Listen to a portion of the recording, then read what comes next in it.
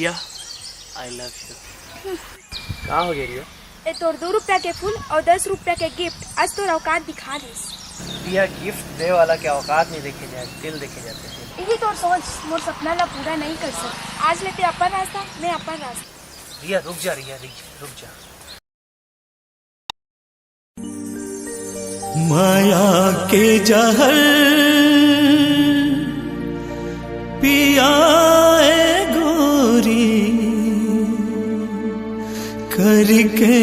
मोला दीवाना।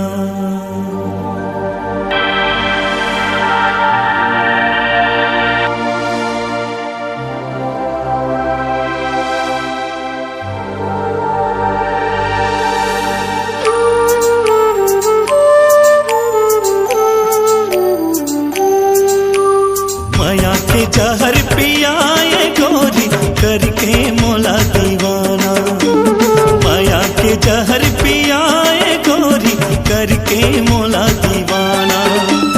कौन जन्म के बदला चुकाए लहू के आंसू मोला रवाए। कौन जन्म के बदला चुकाए लहू के आंसू मोला रवाए। देखा दे जेल खाना रे माया के जहर पियाए गोरी करके मोला दीवाना। माया के जहर पियाए गोरी करके मोला दीवाना।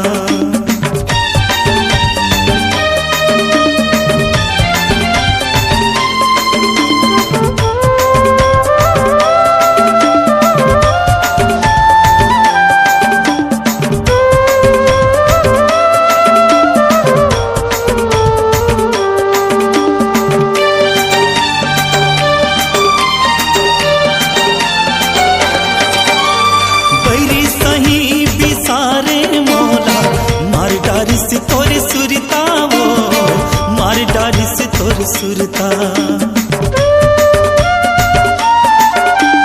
जिए सकाना मारे सका हो गए हो जियत मुर्दा वो हो गए हो जियत मुर्दा। तन मन मोरे आगी लगाए कलपत जीव लायो कल पाए। तन मन मोरे आगी लगाए कलपत जीव लायो कल पाए। जहर पियाए गोरी करके मोला दीवाना। माया के जहर पियाए गोरी करके मोला दीवाना।